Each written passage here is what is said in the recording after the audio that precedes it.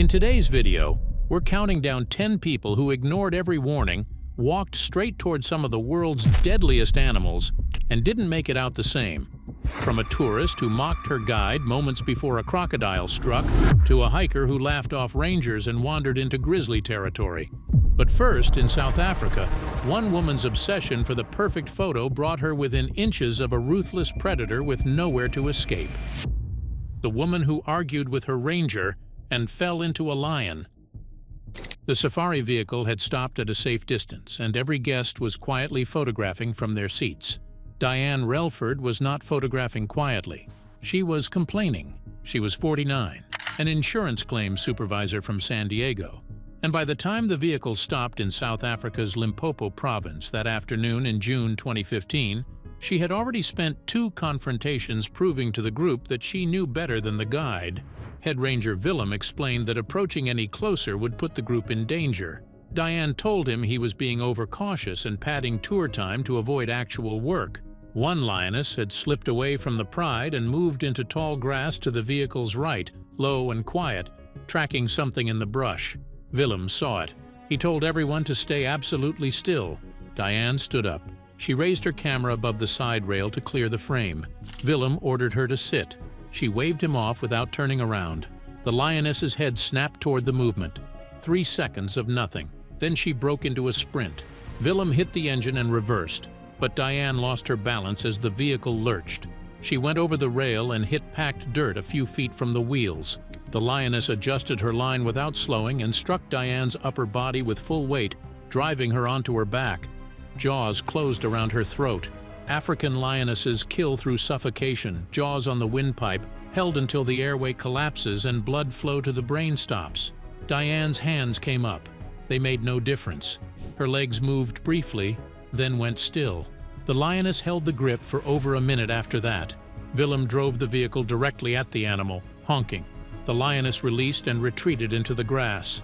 Emergency responders confirmed death on scene. Catastrophic injuries to the neck and upper body consistent with a suffocation kill. The ranger was cleared of any wrongdoing. No one hunted the lioness. Her behavior was classified as a natural predatory response to movement. South Africa wasn't the only place that summer where a camera and a disregard for instructions ended in teeth. On the other side of the continent, a crocodile had already slipped off its bank before the next tourist realized she had made a mistake. The woman who called crocodile warnings. Theatrical. Patricia Newland had built her career on enforcing rules for other people. As a vice principal at a Melbourne middle school, she demanded strict compliance from students and staff while routinely bypassing protocols she found inconvenient. Her supervisor had written her up twice for it. Both times she responded with grievances that dragged on for months. She booked a crocodile viewing cruise on the Adelaide River in Australia's Northern Territory in August 2015.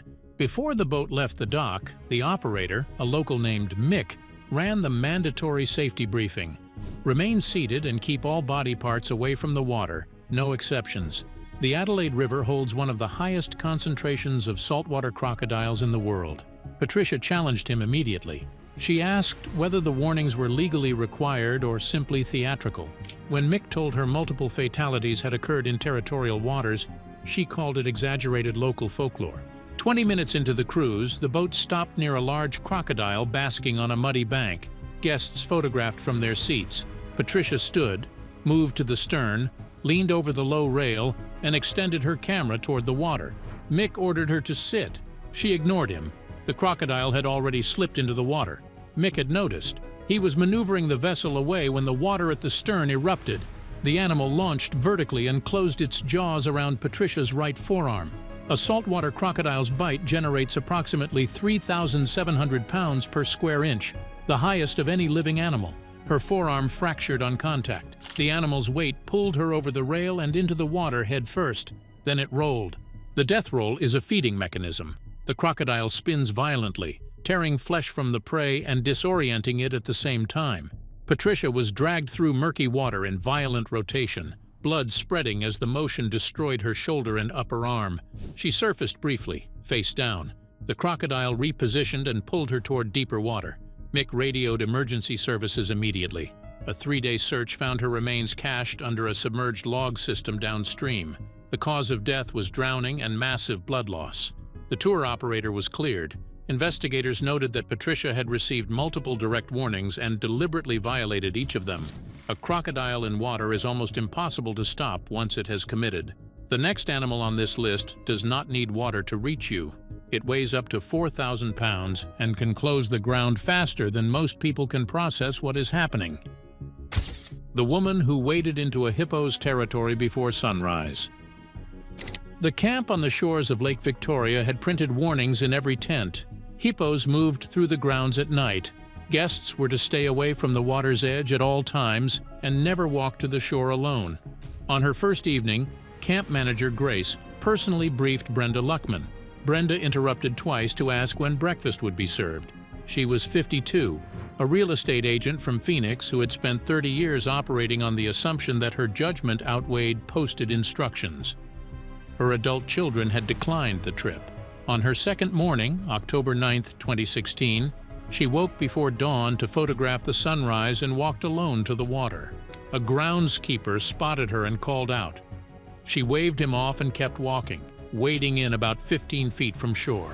The water in front of her bulged upward. A bull hippo surfaced with explosive force. Its mouth opened to nearly 180 degrees, jaws spread wider than her torso. Canine teeth over a foot long. The jaws slammed shut around her midsection. Lower tusks punched through her back. Upper teeth crushed into her chest and abdomen. The bite fractured her spine and shattered multiple ribs. The hippo shook its head violently from side to side. Blood erupted from her mouth as her lungs collapsed. It released her, then drove its full weight down onto her body, forcing her under and crushing her into the lake bottom. The tusks tore through her left thigh and severed the femoral artery. The water turned red. The hippo moved into deeper water. Her body was recovered 2 hours later. Injuries were so extensive that identification required passport documents. Cause of death: massive hemorrhage and traumatic asphyxiation from crushing bite wounds and trampling. The camp installed additional fencing near the waterline. The hippo was not hunted. It had behaved like a hippo. Hippopotamuses are responsible for an estimated 500 human deaths per year across Africa, more than lions, more than crocodiles, more than almost any other large mammal on the continent. The number is in every wildlife guidebook published for East African tourism. It was in the printed notice in Brenda's tent. It was in the briefing she sat through the night before. The animal that killed her had not acted crazy. It had seen something enter its space at the waterline before sunrise, and it had done what hippos do. Nobody in this list so far owned the animal that killed them. The next man did. He had even given it a name. He had spent years in court, fighting to keep it. And then one morning, he walked into its enclosure alone. The man who kept a 650-pound tiger as a pet. Norman Buwalda was the chairman of the Canadian Exotic Animal Owners Association, an organization built around the belief that private individuals could responsibly manage wild apex predators. He believed he understood what he was doing. 6 years ago in court, he emerged victorious against a challenge to his interests. Earlier this month, that victory cost him his life. Buwalda was 66 and lived in the southwestern Ontario community of Southwold. He loved to keep exotic pets that his neighbors recognized as deeply dangerous. One of them was a Siberian tiger on his property, weighing 650 pounds. In 2004, a 10-year-old boy visited the property and tried to take a photograph with the tiger. The animal attacked him, leaving severe injuries to his neck and head. The child survived but apparently lost his esophagus. Now 16, he will likely need a feeding tube for the rest of his life. Soon after the attack, the boy vanished from public view, presumably as part of a private settlement. Authorities reviewed the case. Buwalda kept the tiger. There was nothing unprecedented here. In 1994, in the small Ontario town of Weirton, a 16-year-old boy died after a tiger attacked him at a private animal display. In 2003, a 16-year-old girl working at a small zoo in Grey County was injured by a lion. 3 years later, lions attacked visitors twice at another small zoo near Leamington. After Buwalda's tiger mauled the child, the township finally listened to frightened neighbors and passed a bylaw to prohibit keeping dangerous exotic animals. But the text was badly written. Buwalda defeated it in the Supreme Court of Canada. His organization's website still listed him as chairperson and described its members as individuals with backgrounds in animal husbandry, biology, and conservation. One of its stated goals was to assist municipalities in providing safe and humane housing for exotic animals, protecting both the public and the keepers. Those goals seemed never to have been met. The only contact person listed was Buwalda, now both dead and surely discredited.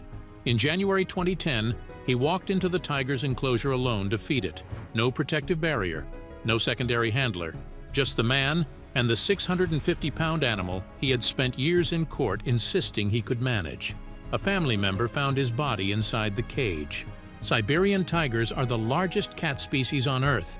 An adult male can generate over 1,000 pounds of bite force. Their forelimbs can collapse a skull with a single strike. Captivity does not change what they are. It only reduces the space they have to express it. Buwalda had watched a child nearly die in that enclosure 6 years earlier. He walked in anyway, alone, with no plan for what to do if the animal did what animals do.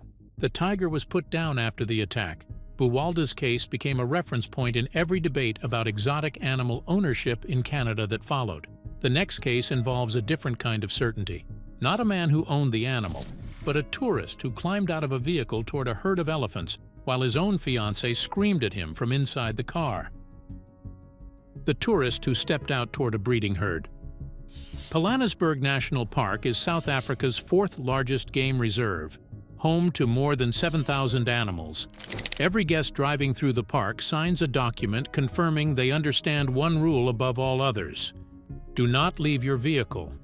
On the morning of July 9, 2024, a 43-year-old Spanish tourist, later identified by Spanish newspaper La Vanguardia as Carlos Luna from Zaragoza, was driving through Pilanesberg with his fiancée and 2 other women when the group spotted a small herd, 3 adult elephants and 3 calves. He stopped the vehicle and got out. His fiancée told him to get back in. Passengers in 2 other vehicles watching the same herd called out the same warning. He did not stop. He moved toward the herd with his camera. The matriarch noticed the approach. Wildlife experts consistently note that elephants with calves are among the most aggressively defensive animals on the continent. The matriarch of any herd will charge anything she reads as a threat to the young. The matriarch charged. Luna ran. He was not fast enough. The cow was on him before he could reach the vehicle. Then the rest of the herd joined. The park board's official statement said he was caught and trampled to death, and that the elephants moved away from the scene immediately afterward without approaching any of the other vehicles. They were not agitated by cars.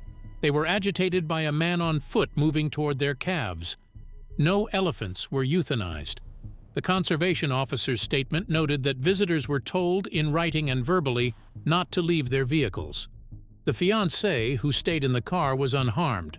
An African elephant in full charge reaches approximately 15 miles per hour on open ground. Luna was on foot. The distance between him and the vehicle, by the time the matriarch reacted, was already too much to cover. Park officials noted afterward that the elephant showed no aggression toward any of the stationary vehicles, including the one Luna had just stepped out of. The park had communicated that variable in its permits, its briefing documents, and the forms every guest signs before entering. Luna signed one of those forms. An elephant herd ended in trampling because a man ignored everyone around him. The next person on this list ignored every electronic signal, every posted warning, and the memory of multiple previous deaths, then walked into the ocean. The diver who left the safety line and entered a shark feeding zone. Melissa Thornburg was a 39-year-old pharmaceutical sales representative from Atlanta who had arrived in the Bahamas specifically to dive with sharks. She told the boat crew she was essentially an expert. She had 20 dives on her record.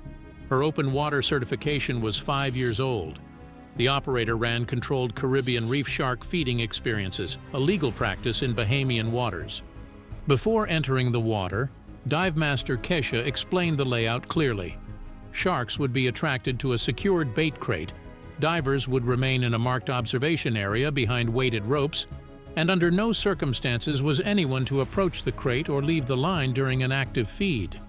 Reef sharks are not considered highly aggressive toward humans, but during a feeding event, they enter a state of heightened arousal, with sensory systems flooded and reactions reflexive. Keisha had given this briefing hundreds of times. Melissa interrupted it to ask why the safety perimeter was so large. The dive began normally. A cluster of Caribbean reef sharks, 5 to 8 feet long, circled the bait crate. Melissa had positioned herself at the outer edge of the observation group and was drifting forward with her camera extended. Keisha signaled her back twice. As the feeding peaked, Melissa pushed off the bottom and swam directly to the crate. A large female turned sharply and closed her jaws around Melissa's right forearm just below the elbow. Serrated teeth cut deep into tissue and ground against bone. Melissa jerked backward and tore free, opening massive lacerations that released blood into the water column. The clouds spread through the active feeding zone. The dynamic changed immediately. Sharks that had been focused on the bait crate began turning toward the new signal. A second animal swept past her injured arm. A third struck her right thigh, tearing through the wetsuit and removing a section of muscle. Another hit her left calf. Melissa was thrashing. Every movement amplified the electrical signals reaching the shark's sensory systems. The water around her turned opaque with blood and disturbed sediment. Keisha and a second dive master reached her within seconds, using metal poles to push sharks back. They pulled her clear of the feeding zone and got her to the surface. By then, she had sustained severe bite wounds to her forearm, thigh, and calf. She was barely conscious and had aspirated seawater. A helicopter from Nassau arrived within 30 minutes. Melissa died during transport, cause of death: massive blood loss from multiple shark bites, with drowning as a contributing factor. The dive operator's license was temporarily suspended pending investigation. The final findings concluded that Melissa had deliberately left the observation area and entered the active feeding zone in violation of the briefing she had received minutes before entering the water. Every case so far involved someone who ignored a warning. The next involves a man who had watched a child nearly die in that same space and still walked in 6 years later, this time without anyone else present at all. The hiker who mocked the ranger and met the grizzly. Karen Whitmore had planned the Glacier National Park trip specifically as a statement.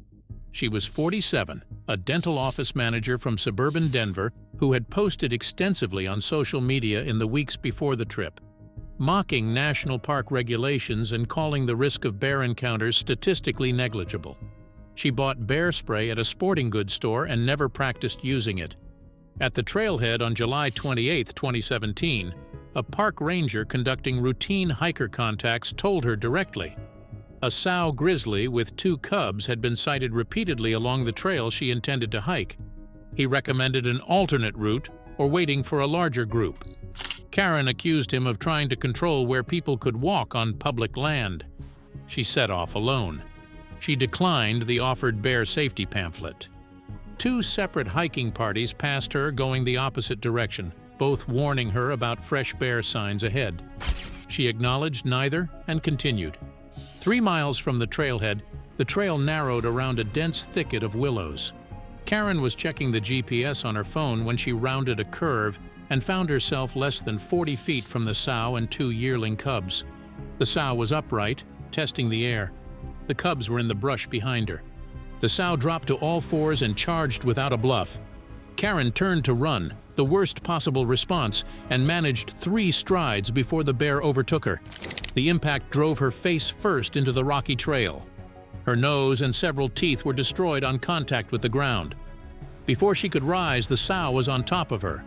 Front claws raked deep furrows from her shoulder blade to her spine. Jaws closed on her left shoulder and upper arm, shaking violently before releasing. A strike to the side of her head fractured her cheekbone and jaw. Claws opened her scalp in several places.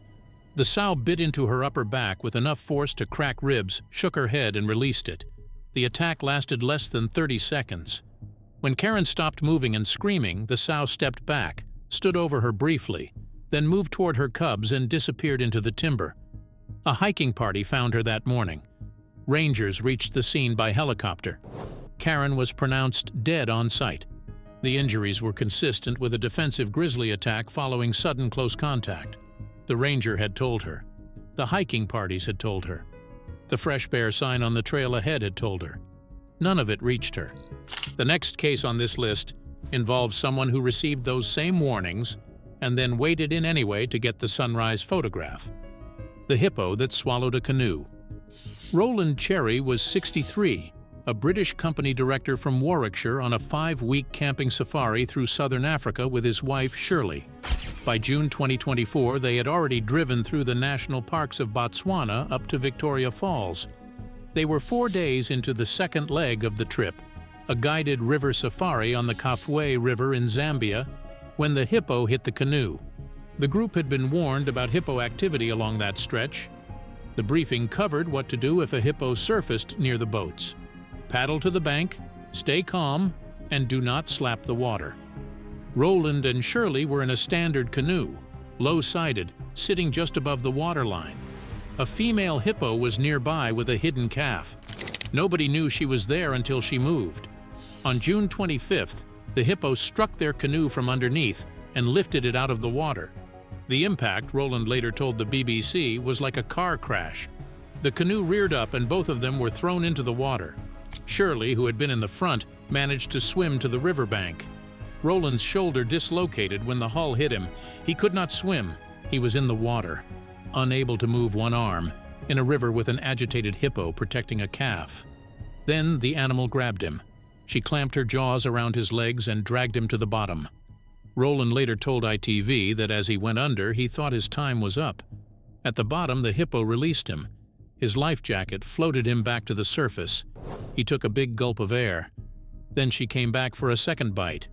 He was grabbed again and thrown through the air like a rag doll, but toward the bank. That, he later said, was the godsend.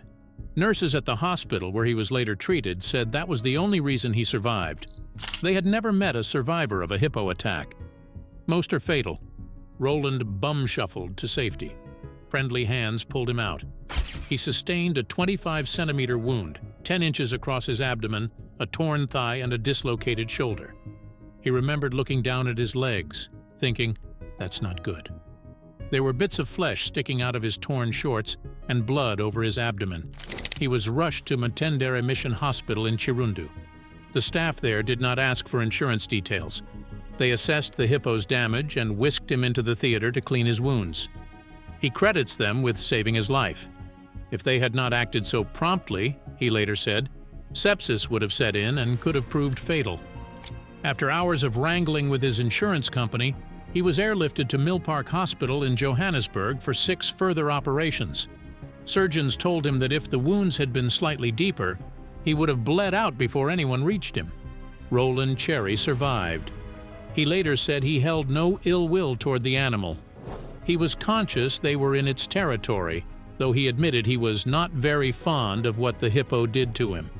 He has since raised thousands of pounds for the mission hospital that saved his life, hoping to buy medical equipment and give back to the strangers whose kindness saved him. Roland got lucky. The people who came before him on this list did not. And the man in the next case did not go near an animal by accident or by ignorance. He climbed 6 meters of wall to reach one deliberately. The teenager who climbed into the lion enclosure. On the morning of November 30th, 2025, Gerson de Melo Machado scaled the outer wall of the Arruda Camara Zoo Botanical Park in João Pessoa, Brazil. The wall was 6 meters high. He climbed it in full view of witnesses before anyone could intervene, then scaled the security bars, accessed a tree that overhung the lion enclosure, and shimmied down into the fenced territory of a lioness named Leona. Viral videos of the attack showed the lioness lying next to the glass separating her from visitors, who gasped in shock as the teen descended from the tree. Leona spotted him and made a beeline for the tree. She pulled Machado down to the ground. Bushes were seen shaking. The teen stood up one more time. Then he disappeared from view. "It got him! It got him!" visitors can be heard saying, with exclamations of, "My God!" According to a child welfare counselor who had worked with him since childhood, Machado had dreamed of being a lion tamer his entire life. Years before this, he had cut through an airport fence, climbed into the undercarriage of an aircraft and flown, because he believed the plane was heading to Africa. His mother and grandparents suffered from schizophrenia. State psychiatrists had said he merely had a behavioral problem. His counselor disagreed. Society, without knowing your story, preferred to throw you into the lion's den, she said. As soon as he came down from the tree, the lioness saw him. She covered the distance immediately and brought him down. He got back to his feet once. Then the undergrowth closed around both of them, and he did not get up again. The government confirmed his death in a statement, noting initial investigations suggested the man's actions may have been a possible suicide attempt. The zoo said in an Instagram statement that the incident was extremely sad and that it was closed while investigations continued. Leona was not euthanized. The park stated that euthanasia was never considered for the lioness, who showed no aggressive behavior outside the context of the incident. Park veterinarians, handlers, and technicians were fully dedicated to her well-being, ensuring she recovered and resumed her routine safely. Park vet Thiago Neri defended the safety standards around the lion enclosure, which he said provided more than 8 meters of protection. This incident was completely unforeseeable outside any scenario within the park's routine, he said. Brazilian animal rights activist Matthias Loyola wrote on X that it was never the animal's fault.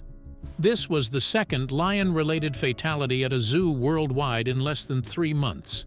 The previous was a zookeeper in Thailand in September 2025 who opened his vehicle door inside a safari park. Mock mistook a wall.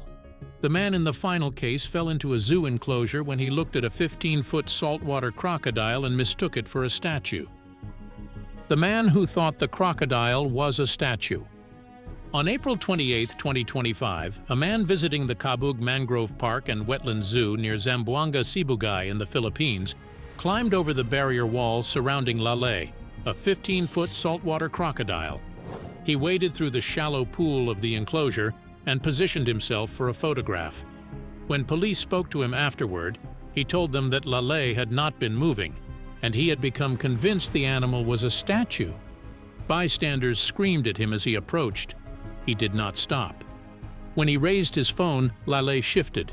The jaws closed around his arm. The crocodile then latched onto his thigh and began the death roll, the species' feeding mechanism, a violent full-body rotation designed to tear flesh from prey and disorient it simultaneously. The man was inside the enclosure for approximately 30 minutes. Lale released him only when her handler arrived and struck her repeatedly around the head with a piece of cement. The man was rushed to hospital and required more than 50 stitches. He survived. What made this case notable was not the man's decision. It was everything around it. Multiple zookeepers were present when he climbed the fence. None of them intervened in time. Thanks for watching. Now check out the videos popping up on screen for more unbelievable stories.